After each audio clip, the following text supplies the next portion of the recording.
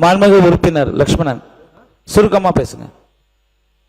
பேரவை துணைத் தலைவர் அவர்களே, சேலம் மேற்கு தொகுதிக்குட்பட்ட சேலம் சேலத்தாம்பட்டி ஏரியின் அருகில் 842 வீடுகள் குடிசை மாற்று வாரியத்தால் கட்டப்பட்டுள்ளது. அந்த 842 வீடுகளும் சிதிலமடைந்து இடியும் தருவாயில் உள்ளது. அதிலே குடியிருந்து வருகிறார்கள். 10.6 ஏக்கர். அதை மாற்று இடத்தில் கட்டித்தந்து அந்த மக்களை அப்புறப்படுத்தும் வேறு இடத்திற்கு அப்புறப்படுத்துவீர்களா என்று பேரவைத் தலைவரின் வாயிலாக குடிசை மாற்று வாரிய அமைச்சர் அவர்களை கேட்டுக்கொள்கிறேன். மாண்புமிகு உறுப்பினர் திருமதி லீமா ரோஸ் அவர்கள்.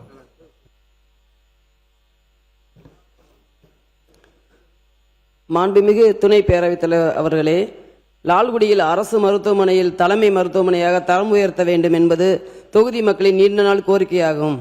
மேலும் பெண்களின் நலனை கருத்தில் கொண்டு 24 மணி நேரமும் சேவை வழங்கும் மகப்பேறு மற்றும் மகளிர் நல மருத்துவரை உடனடியாக நியமிக்க கேட்டுக்கொள்கிறேன்.